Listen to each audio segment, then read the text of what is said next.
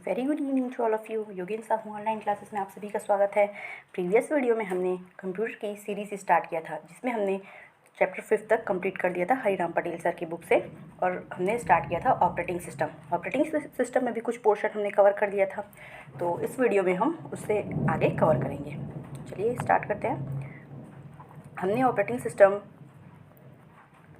ये सब देख लिया था। ऑपरेटिंग सिस्टम के मुख्य कार्य तक हम लोगों ने कंप्लीट कर दिया था प्रीवियस वीडियो में। अगर आपने अभी तक प्रीवियस वीडियो नहीं देखा है तो एक बार चैनल के प्लेलिस्ट में जाकर देख सकते हैं। इस वीडियो में हम स्टार्ट करेंगे यहाँ से। बूटिंग क्या होता है? कंप्यूटर के स्टार्ट या रीस्टार्ट होने को कहते हैं। याद रखिए, कंप्यूटर के स्टार्ट या रीस्टार्ट होने को बूटिंग कहते हैं। इस प्रक्रिया में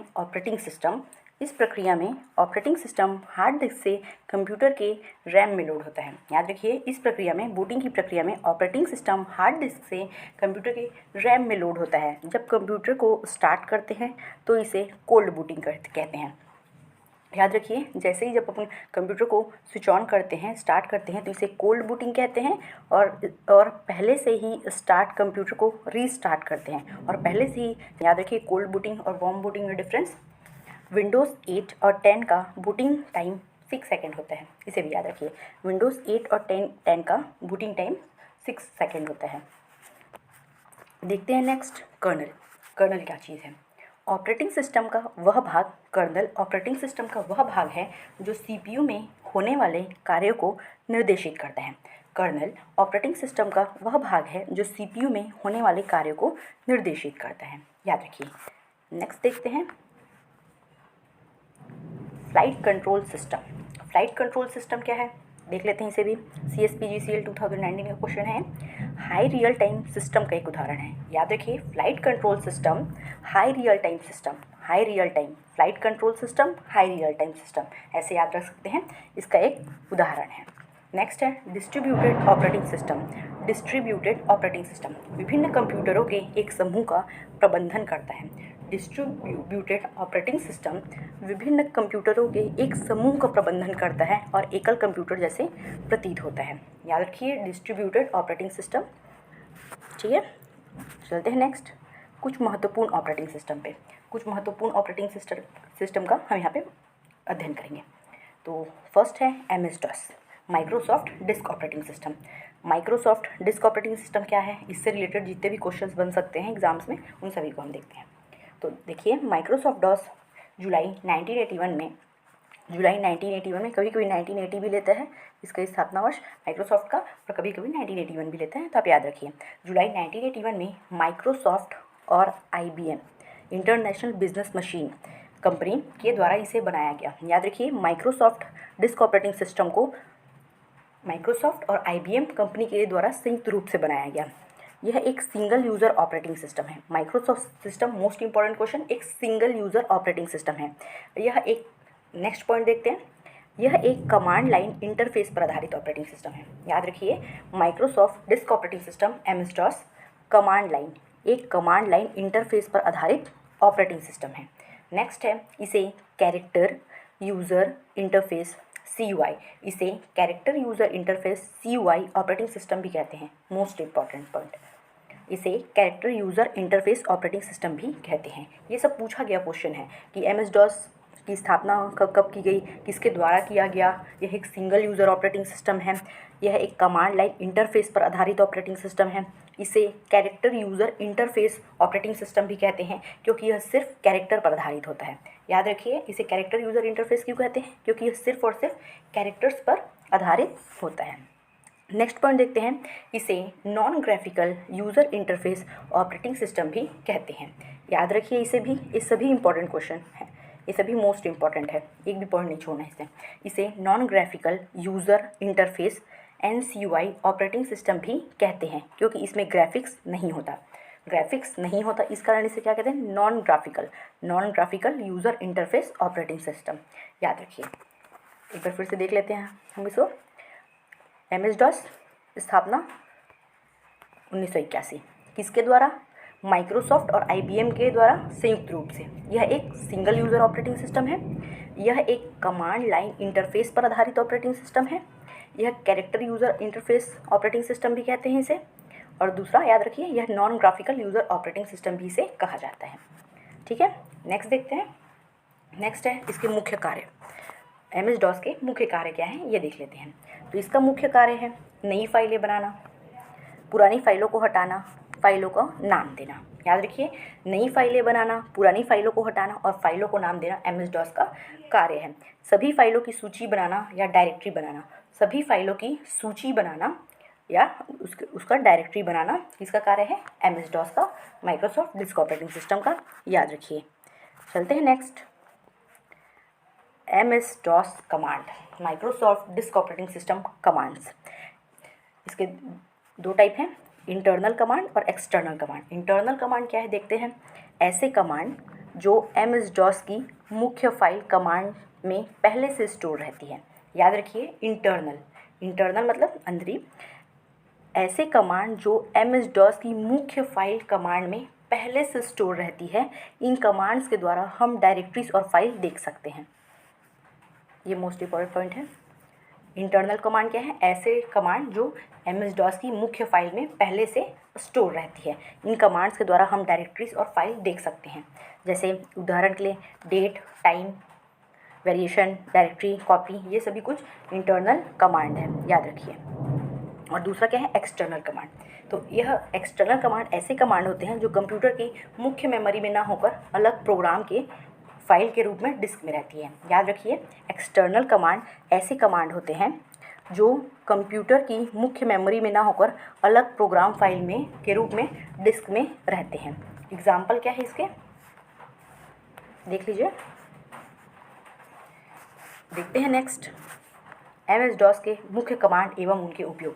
MS DOS का जो मुख्य कमांड है और उसके उपयोग क्या है उसे देख लेते हैं। फर्स्ट है डेट। कंप्यूटर में सेट की गई तारीख को देखने व बदलने के लिए डेट कमांड का प्रयोग किया जाता है। याद रखिए, कंप्यूटर में सेट की गई तारीख को देखने व बदलने के लिए डेट कमांड का प्रयोग किया जाता है। टाइम, कंप्यूटर में सेट की गई टाइम को देखने के लिए टाइम कमांड का उपयोग किया जाता है। तीसरा है CLS, स्क्रीन पर लिखी सूचनाओं को मिटाने के लिए, स्क्रीन पर लिखी सूचनाओं को मिटाने के लिए, क्लियर करने के लिए CLS कमांड का उपयोग किया जाता है। याद रखिए, DIR, इसका मतलब है डायरेक्टरी को देखने के लिए। याद रखिए, DIR डायरेक्टरी को देखने के लिए। CD क्या है? वर्तमान डायरेक्टरी को देखने के लिए। याद रखिए, ये थोड़ा डिफरेंट है। CD क्या है? वर्तमान डायरेक्टरी को देखने के लिए। नेक्स्ट क्या है? कॉपी, फाइल कॉपी करने के लिए, जैसे कि नाम से ही समझ आ रहा है। रन क्या है? फाइल का नाम बदलने के लिए। रीनेम क्या है? फाइल का नाम बदलने के लिए। देखते हैं नेक्स्ट, डिलीट, किसी फाइल को डिस्क या फ्लॉपी से हटाने के लिए डिलीट कमांड का प्रयोग किया जाता है। नेक्स्ट है एडिट, फाइल तैयार करने के लिए एडिट का प्रयोग किया जाता है। और प्रिंट करने के लिए फाइल को छापने के लिए प्रिंट कमांड का यूज़ किया जाता है। एक बार और जल्दी से हम लोग देख लेते हैं इसे। डेट का प्रयोग किया जाता है, डेट कमांड का, कंप्यूटर में सेट की गई तारीख को देखने के लिए। नेक्स्ट है टाइम, ये सब तो ईजिली बन जाएगा, इससे साफ पता चल रहा है कि नाम से ही पता चल रहा है कि वो उसका क्या यूज़ है। तो डेट का पता चल रहा है, तारीख को देखने व बदलने के लिए। टाइम, समय को देखने व बदलने के लिए। CLS, क्लियर, स्क्रीन पर लिखी सूचनाओं को मिटाने के लिए। DIR, डायरेक्टरी को देखने के लिए। CD, वर्तमान डायरेक्टरी को देखने के लिए। ये नया है, CD वर्तमान डायरेक्टरी को देखने के लिए। याद रखिए, CD वर्तमान डायरेक्टरी को देखने के लिए। कॉपी, फाइल कॉपी करने के लिए। रीनेम, फाइल का नाम बदलने के लिए। डिलीट, किसी फाइल को डिस्क या फ्लॉपी से हटाने के लिए। एडिट, फाइल तैयार करने के लिए। और प्रिंट, फाइल को छापने के लिए। याद रखिए। इतना समझ आ गया होगा। चलते हैं नेक्स्ट, MS विंडो। अभी हमने देखा माइक्रोसॉफ्ट डिस्क ऑपरेटिंग सिस्टम, फिर हमने देखा माइक्रोसॉफ्ट कमांड। अब देखेंगे हम MS विंडो, माइक्रोसॉफ्ट विंडो। देखते हैं इसमें इसके इंपॉर्टेंट पॉइंट। इसका निर्माण माइक्रोसॉफ्ट के द्वारा, याद रखिए, MS विंडो, इसका निर्माण माइक्रोसॉफ्ट द्वारा सन 1985 में किया गया। तब इसका नाम इंटरफेस मैनेजर था। याद रखिए, MS विंडो का जो कि पुराना नाम है वो क्या था? इंटरफेस मैनेजर था। बाद में इसका नाम बदलकर विंडोज़ रखा गया। तो याद रखिए, विंडोज़ की स्थापना कब की गई? 1985 में माइक्रोसॉफ्ट द्वारा। और MS DOS की स्थापना कब की गई थी? 1981 में। 4 साल बाद MS विंडोज़ की स्थापना। उसका निर्माण किसके द्वारा किया गया था? माइक्रोसॉफ्ट और IBM कंपनी। इसका किसके द्वारा किया गया? माइक्रोसॉफ्ट द्वारा। कंपेयर करके पढ़ने पे कन्फ्यूजन नहीं होता है और बहुत जल्दी याद होता है, याद रखिए। तो MS विंडो का जो पुराना नाम था वो क्या था? इंटरफेस मैनेजर था, जो बाद में इसका नाम बदलकर विंडो रखा गया। सेकंड क्या है? यह ग्राफिकल यूज़र इंटरफेस पर आधारित है। MS window graphical user interface GUI पर आधारित है। यह एक multi user multitasking operating system है। MS window multi user multitasking operating system है, मोस्ट इंपॉर्टेंट। यह उच्च स्तरीय भाषा पर आधारित है, याद रखिए, यह हाई लेवल लैंग्वेज पर आधारित है MS विंडो। नेक्स्ट देखते हैं, नेक्स्ट पॉइंट, विंडोज़ और डॉस ऑपरेटिंग सिस्टम के बीच, विंडोज़ और डॉस ऑपरेटिंग सिस्टम के बीच MS DOS के बीच मुख्य अंतर मल्टीटास्क की योग्यता है, याद रखिए, मोस्ट इंपॉर्टेंट पॉइंट। डॉस और MS विंडो के बीच मुख्य अंतर, दोनों के बीच अंतर क्या है? मल्टीटास्क की योग्यता है। CG व्यापम हॉस्टल वार्डन का क्वेश्चन है 2016 में जो हुआ था, तो याद रखिए उनके बीच प्रमुख अंतर क्या है? मल्टीटास्क का, मोस्ट इंपॉर्टेंट। देखते हैं नेक्स्ट, यहाँ तक आपको समझ आ ही गया होगा। चलिए नेक्स्ट देखते हैं, माइक्रोसॉफ्ट विंडोज़ में प्रमुख महत्वपूर्ण संस्करण। माइक्रोसॉफ्ट विंडोज़ के जितने भी वर्जन आए थे और उनकी स्थापना किस वर्ष की गई थी उसे देखते हैं। तो विंडोज़ 3.0 कौन से ईयर में आया था? 1990 में। दूसरा है विंडोज़ 95 1995। ये ईयर कभी कभी पूछ लिए जाते हैं, हमको सभी तो याद नहीं रखना है, बट कुछ कुछ इंपॉर्टेंट याद रखना है। तो याद रखिए, विंडोज़ 3.0 1990, विंडोज़ 95 1995, ये पूछा गया क्वेश्चन है, याद रखिए इसको। विंडोज़ 98 1998, ये तो ईजिली याद हो जाएगा, विंडोज़ 98 1998। विंडोज़ ME 200, ये पूछा गया क्वेश्चन है, विंडोज़ ME 200 में 2000 में, सॉरी, विंडोज़ 200 2 साल बाद। विंडोज़ XP 2004, विंडोज़ विस्टा 2007, इसे भी याद करना है। विंडोज़ 7, 8 और 10, ये तीनों इंपॉर्टेंट हैं, याद रखिए। एक बार फिर से पढ़ देती हूँ मैं। Windows 3.0 1990, Windows 95 1995, Windows 98 1998, Windows ME सन 2000 में, और विंडोज़ 2002 में, और Windows XP 204, Windows Vista 207, Windows 7 209, Windows 8 212 और विंडोज़ 10 2015, याद रखिए। विंडोज़ XP 64 बिट प्रोसेसर को सपोर्ट करता है, मोस्ट इंपॉर्टेंट पॉइंट, इसे याद ही रखिए। Windows XP 64 bit 64 bit processor को सपोर्ट करता है। चलिए देखते हैं नेक्स्ट, माइक्रोसॉफ्ट विंडोज़ के एप्लीकेशन सॉफ्टवेयर। माइक्रोसॉफ्ट विंडोज़ के एप्लीकेशन सॉफ्टवेयर क्या क्या हैं उसे देख लेते हैं। फर्स्ट है नोटपैड, सेकंड है वर्डपैड, थर्ड है MS वर्ड, फोर्थ है MS एक्सेल, फिफ्थ है MS पावरपॉइंट, सिक्स्थ है MS पेज मेकर, सेवन्थ है पेंट, एट्थ है कैलकुलेटर, नाइन्थ है मीडिया प्लेयर और 10th है गेम। ये सभी को याद रखना है। इसे कभी भी पूछा जा सकता है कि माइक्रोसॉफ्ट विंडोज़ के इनमें निम्नलिखित में से कौन से एप्लीकेशन सॉफ्टवेयर नहीं हैं, या निम्नलिखित में से कौन से हैं। आपको 4 ऑप्शन दे देगा डिफरेंट, तो इसे सभी को याद रखना है। कुछ तो बहुत जल्दी से याद हो जाएंगे, बट कुछ कुछ आपको याद करना पड़ेगा। एक बार फिर से देख लेते हैं। उसके प्रमुख एप्लीकेशन है Notepad, WordPad, MS Word, MS Excel, MS PowerPoint, PageMaker, Paint, calculator, media player और गेम।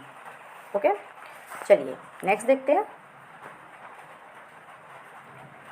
यहाँ तक हमने ऑपरेटिंग सिस्टम चैप्टर 6 को पूरा कंप्लीट कर लिया, पूरे डिटेल में देखा है। अब नेक्स्ट हम जितने भी एग्ज़ाम्स में, इसके प्रीवियस एग्ज़ाम में पूछे गए क्वेश्चन है उन सभी को कंप्लीट करेंगे। अगर आपने वीडियो अच्छे से देखा है और अच्छे से समझा है तो आपसे सारे क्वेश्चन बहुत आसानी से ईजिली बन जाएंगे। तो चलिए मेरे साथ आप भी बनाते हुए चलिए और कमेंट सेक्शन पे बताइए कि आप लोगों ने कितने क्वेश्चन सही किए। चलिए क्वेश्चन नंबर वन है निम्न में से कौन सा open source operating system software है। एक बार फिर से देख लेते हैं, निम्न में से कौन सा open source operating system software है। ऑप्शन है, option A Ubuntu, option B Fedora, option C Solaris, option D उपरोक्त सभी। तो याद रखिए उबंटू, फेडोरा, सोलस, सभी के सभी ओपन सोर्स ऑपरेटिंग सिस्टम हैं। ये सभी के सभी ओपन सोर्स ऑपरेटिंग सिस्टम हैं जो हमको ईजिली मार्केट में मिल जाते हैं, याद रखिए। चलते हैं नेक्स्ट क्वेश्चन पे। नेक्स्ट क्वेश्चन है, निम्नलिखित में से कौन सा विंडोज़ ऑपरेटिंग सिस्टम सॉफ्टवेयर, एक बार फिर से देख लेते हैं। निम्नलिखित में से विंडोज़ 7 ऑपरेटिंग सिस्टम सॉफ्टवेयर का एक संस्करण नहीं है। तो option A Ultimate, option B Professional, option C maximum, option D Home Premium. तो याद रखिए इसका सही आंसर हो जाएगा ऑप्शन सी मैक्सिमम। याद रखिए option C maximum Windows 7 operating system का संस्करण नहीं है। विंडोज़ 7 ऑपरेटिंग सिस्टम का संस्करण नहीं है मैक्सिमम, पूछा गया क्वेश्चन है। देखते हैं next question number third. Question number third है, निम्नलिखित में से कौन सा एक मुफ्त ऑपरेटिंग सिस्टम सॉफ्टवेयर नहीं है। निम्नलिखित में से कौन सा एक मुफ्त ऑपरेटिंग सिस्टम सॉफ्टवेयर नहीं है, मतलब क्लोज्ड ऑपरेटिंग सिस्टम है जिसके लिए आपको पे करना पड़ेगा। तो option A MySQL, option B Ubuntu, option C सेलेबल डेस्कटॉप, ऑप्शन डी कुबंटू। तो याद रखिए क्लोज सोर्स ऑपरेटिंग सिस्टम के अंतर्गत आता है माई एसक्यूएल, मतलब ये मुफ्त में आपको नहीं मिलेगा, इसके लिए आपको परचेस करना पड़ेगा, पे करना पड़ेगा कुछ। ठीक है, देखते हैं next question. Question number fourth है, विंडोज़ ऑपरेटिंग सिस्टम से एक कंप्यूटर को बूट करने पर कौन सा स्क्रीन पर प्रदर्शित होता है, किस स्क्रीन पर प्रदर्शित होता है जब आप लॉग इन कर लेते हैं। एक बार फिर से क्वेश्चन देख लेते हैं। क्वेश्चन है, विंडोज़ ऑपरेटिंग सिस्टम से एक कंप्यूटर को बूट करने पर किस स्क्रीन पर प्रदर्शित होता है, कौन सी स्क्रीन पर वह प्रदर्शित होता है जब आप लॉग इन कर लेते हैं। तो option A icon, option B folder, option C desktop और ऑप्शन डी लोगो, प्रतीक चिन्ह, सिंबल। तो इसका आंसर हो जाएगा ऑप्शन सी डेस्कटॉप। याद रखिए कंप्यूटर को बूट करने पर डेस्कटॉप स्क्रीन पर प्रदर्शित होता है। कंप्यूटर को बूट करने पर डेस्कटॉप स्क्रीन पर प्रदर्शित होता है जब आप लॉगिन कर लेते हैं। देखते हैं next question. Question number fifth है, निम्नलिखित में से कौन सा open source operating system software है। निम्नलिखित में से कौन सा ओपन सोर्स ऑपरेटिंग सॉफ्टवेयर है। Option A Haiku, option B Windows, option C open source, option D Google. तो याद रखिए open source operating system software है option 1 Haiku. Open source operating system software है ऑप्शन 1 हैकू, याद रखिए। देखते हैं नेक्स्ट क्वेश्चन। क्वेश्चन नंबर 6, कौन सा एक free open source operating system नहीं है। निम्नलिखित में से कौन सा एक ओपन सोर्स ऑपरेटिंग सिस्टम नहीं है, मतलब मुफ्त में अवेलेबल नहीं होगा, कुछ ना कुछ उसके लिए पे करना पड़ेगा। तो option A Syllable, option B SkyOS, option C Linux, option D FreeBSD। तो इसका सही आंसर है ऑप्शन बी SkyOS। याद रखिए SkyOS open source operating system के अंतर्गत नहीं आता है, ये क्लोज सोर्स ऑपरेटिंग सिस्टम के अंतर्गत आता है। CG व्यापम RI 2017 का क्वेश्चन है। देखते हैं नेक्स्ट क्वेश्चन। नेक्स्ट क्वेश्चन है, निम्नलिखित में से कौन सा एक मोबाइल ऑपरेटिंग सिस्टम सॉफ्टवेयर है। निम्नलिखित में से कौन सा एक मोबाइल ऑपरेटिंग सॉफ्टवेयर है। Option A iOS, option B BlackBerry, option C MeeGo, option D all of this. तो इसका सही आंसर हो जाएगा option D all of this. याद रखिए iOS, ब्लैकबेरी, मीगो ये सभी के सभी मोबाइल ऑपरेटिंग सिस्टम के उदाहरण हैं। याद रखिए iOS, ब्लैकबेरी, मीगो ये सभी के सभी मोबाइल ऑपरेटिंग सिस्टम के एग्जाम्पल्स हैं। देखते हैं नेक्स्ट क्वेश्चन नंबर 8, पेपर के दोनों तरफ स्वचालित मतलब ऑटोमेटिक रूप से प्रिंट करने की अनुमति कौन देता है। पेपर के दोनों तरफ स्वचालित रूप से प्रिंट करने की अनुमति कौन देता है। Option A fuser, option B duplexer, option C toner और option D paper swapping unit. तो इसका सही आंसर हो जाएगा option B, that is duplexer. याद रखिए ड्यूप्लेक्सर पेपर के दोनों तरफ स्वचालित रूप से प्रिंट करने की अनुमति देता है। याद रखिए ड्यूप्लेक्सर पेपर के दोनों तरफ स्वचालित रूप से प्रिंट करने की अनुमति देता है। देखते हैं नेक्स्ट क्वेश्चन। क्वेश्चन नंबर 9 है, माइक्रोसॉफ्ट विंडो 1 क्या है। माइक्रोसॉफ्ट विंडो 1 क्या है। Option A operating system, option B graphic program, option C word processor and option D database program. तो इसका सही आंसर है ऑप्शन ए, ऑपरेटिंग सिस्टम। याद रखिए MS विंडो एक ऑपरेटिंग सिस्टम का उदाहरण है। MS विंडो एक ऑपरेटिंग सिस्टम ही है, सॉरी, MS विंडो एक ऑपरेटिंग सिस्टम है। नेक्स्ट देखते हैं, किस ऑपरेटिंग सिस्टम को GUI ग्राफिकल यूज़र इंटरफेस पर आधारित है? निम्नलिखित में से कौन सा operating system GUI based interface में शामिल है? ऑप्शन है, option A Windows, option B Linux, option C Solaris, option D all of this. तो इसका आंसर हो जाएगा option D, all of this. याद रखिए विंडोज़, लिनक्स, सोलरिस सभी के सभी GUI बेस्ड यूज़र इंटरफेस में शामिल हैं। याद रखिए विंडोज़, लिनक्स, सोलरिस सभी के सभी GUI बेस्ड यूज़र इंटरफेस में शामिल हैं। देखते हैं नेक्स्ट क्वेश्चन, निम्नलिखित में से क्वेश्चन नंबर 11, निम्नलिखित में से विषम ऑड को अलग करें, ऑड बनाओ क्वेश्चन है। ऑप्शन है, option A Unix, option B Xenix, option C MS DOS और ऑप्शन डी विंडो। तो याद रखिए इसमें जो MS DOS है, माइक्रोसॉफ्ट डिस्क ऑपरेटिंग सिस्टम, इसमें डिफरेंट है। बाकी सभी यूनिक्स, जेनिक्स, विंडो ये सिंगल यूज़र ऑपरेटिंग सिस्टम है, बाकी यूनिक्स, जेनिक्स, विंडो ये मल्टी यूज़र ऑपरेटिंग सिस्टम है। याद रखिए। देखते हैं next question, question number 12, GUI graphical user interface load होने एवं कंप्यूटर बूट होने के बाद कौन सा पहला प्रोग्राम चलता है? एक बार फिर से देखते हैं क्वेश्चन, GUI लोड होने एवं कंप्यूटर बूट होने के बाद कौन सा पहला प्रोग्राम चलता है?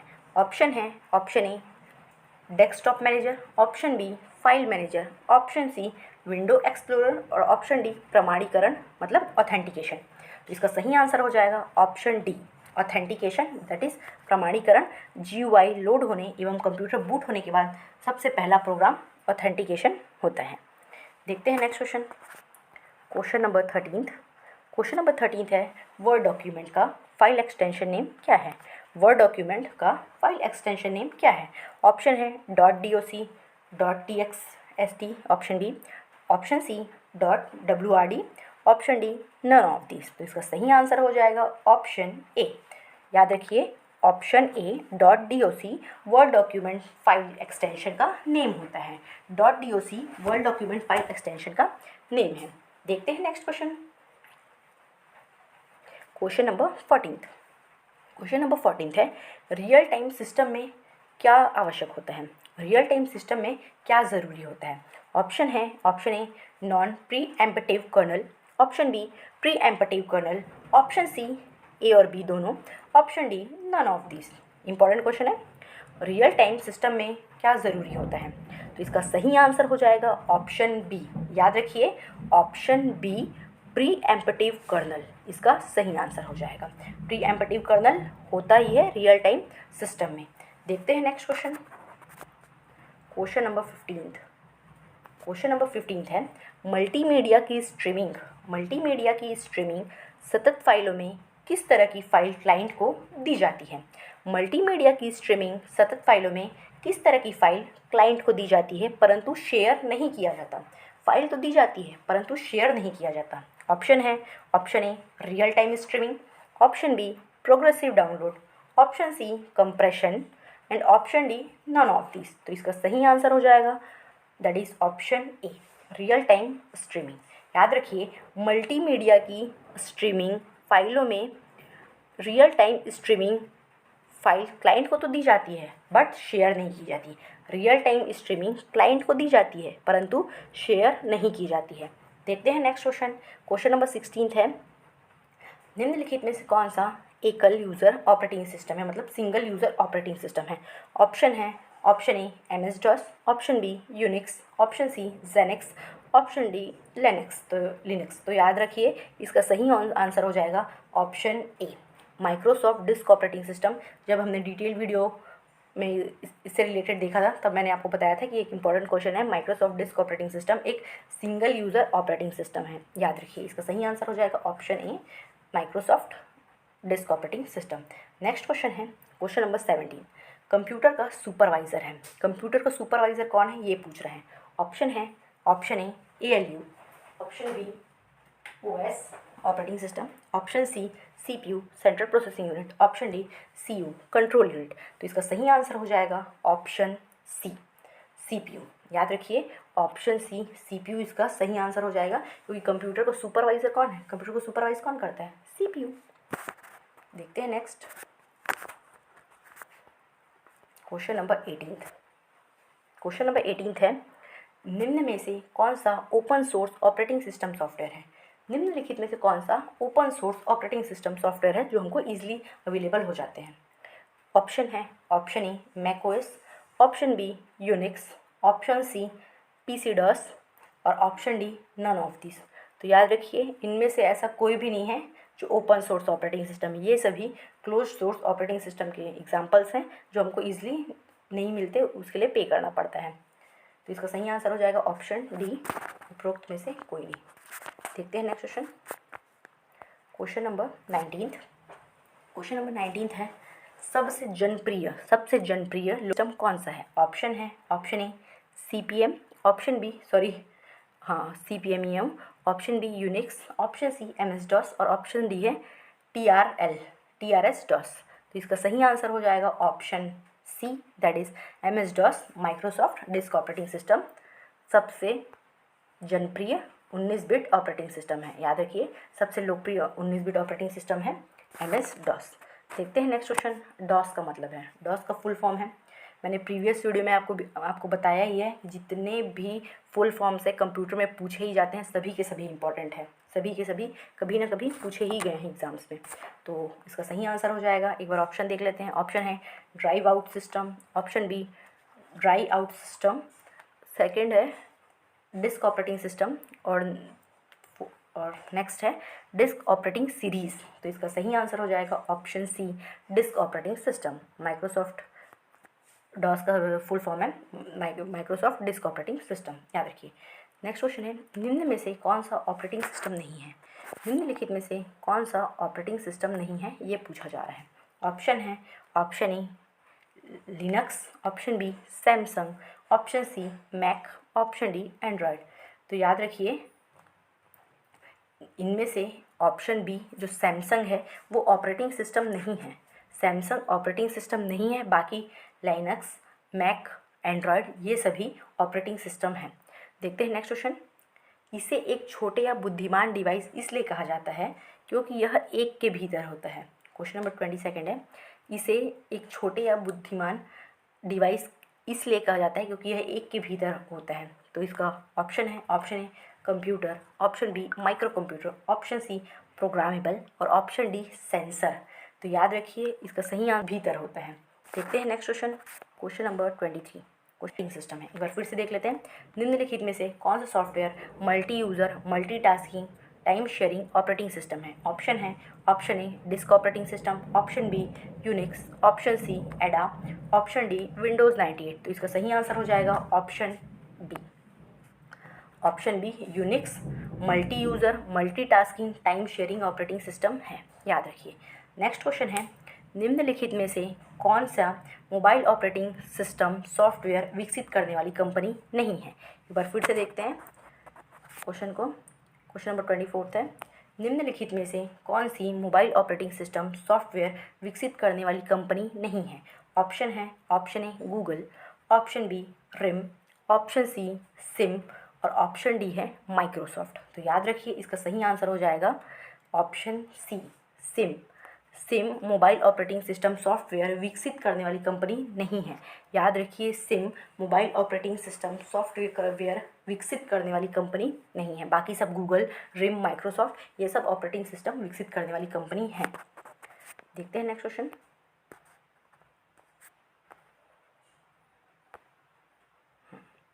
क्वेश्चन नंबर 25 है, इनमें से कौन एक ऑपरेटिंग सिस्टम नहीं है। इनमें से कौन एक ऑपरेटिंग सिस्टम नहीं है। ऑप्शन है, option A Windows 7, option B Chrome, option C window Vista और ऑप्शन डी यूनिक्स। तो याद रखिए ऑप्शन बी क्रोम एक ऑपरेटिंग सिस्टम नहीं है। याद रखिए क्रोम ऑपरेटिंग सिस्टम नहीं है। गूगल क्रोम एक वेब ब्राउज़र है और गूगल एक सर्च इंजन है, तो क्रोम इसमें ऑपरेटिंग सिस्टम नहीं है, सिस्टम सॉफ्टवेयर होता है। याद रखिए ऑप्शन सी सॉफ्टवेयर रूटीन का संग्रह है एक operating system software. Next question है क्वेश्चन नंबर 27, कंप्यूटर सिस्टम में बूटिंग के लिए क्या आवश्यक है। कंप्यूटर सिस्टम में जो बूटिंग करते हैं उसके लिए क्या ज़रूरी है। ऑप्शन है option A assembler, option B operating system software, option C compiler और ऑप्शन डी है हाई लेवल लैंग्वेज सॉफ्टवेयर, उच्च स्तरीय भाषा सॉफ्टवेयर। तो इसका सही आंसर हो जाएगा option that is option B operating system software. Operating system software computer system की बूटिंग के लिए आवश्यक होता है। याद रखिए ऑपरेटिंग सिस्टम सॉफ्टवेयर बूटिंग के लिए आवश्यक होता है। नेक्स्ट क्वेश्चन देखते हैं, सीजी व्यापम ऑडिटर का जो एग्ज़ाम हुआ था 2016 में उस पर पूछा गया क्वेश्चन है, निम्नलिखित में से कौन से सबसे तेज़ प्रोसेसर है। इसमें से जो ऑप्शन है उसमें से कौन सबसे तेज़ प्रोसेसर कौन सा है ये पूछा जा रहा है। ऑप्शन है option A core i/r, option B core i7, option C core i5 और ऑप्शन डी है कोर i3। तो इसका सही आंसर हो जाएगा option B core i7। Core i7 सबसे तेज़ कंप्यूटर प्रोसेसर है। याद रखिए कोर i7 सबसे तेज़ कंप्यूटर प्रोसेसर है। देखते हैं नेक्स्ट क्वेश्चन, यह एक मोबाइल ऑपरेटिंग सिस्टम सॉफ्टवेयर नहीं है। निम्नलिखित में से कौन सा एक मोबाइल ऑपरेटिंग सिस्टम सॉफ्टवेयर नहीं है। ऑप्शन है option A Android, option B Bada, option C open web OS और ऑप्शन डी विंडोज़ ओएस। तो याद रखिए इसका सही आंसर हो जाएगा ऑप्शन बी बोर्डा। बोर्डा एक मोबाइल ऑपरेटिंग सिस्टम सॉफ्टवेयर नहीं है। याद रखिए बोर्डा एक मोबाइल ऑपरेटिंग सिस्टम सॉफ्टवेयर नहीं है। साथ ही एंड्रॉयड, ओपन वेब ओएस और विंडोज़ ओएस ये सभी मोबाइल ऑपरेटिंग सिस्टम के उदाहरण हैं। नेक्स्ट देखते हैं क्वेश्चन नंबर 13, माइक्रो प्रोसेसर की गति को किससे मापा जाता है। माइक्रो प्रोसेसर की गति को किससे मापा जाता है। ऑप्शंस हैं option A kilobyte, option B megabyte, option C gigabyte और ऑप्शन डी गीगाहर्ट्ज़। तो याद रखिए माइक्रो प्रोसेसर की गति को गीगाहर्ट्ज़ में मापा जाता है। माइक्रो प्रोसेसर की गति को मापने के लिए गीगाहर्ट्ज़ का प्रयोग किया जाता है। इसका सही आंसर हो जाएगा ऑप्शन डी गीगाहर्ट्ज़। चलिए आज की इस वीडियो में फ़िलहाल इतना ही। नेक्स्ट वीडियो में हम इसके आगे भी जितने और भी क्वेश्चंस पूछे गए हैं इस टॉपिक से रिलेटेड उसको कवर करेंगे। अगर आपको वीडियो पसंद आए तो लाइक कीजिए, कमेंट कीजिए और सब्सक्राइब कीजिए। Thank you.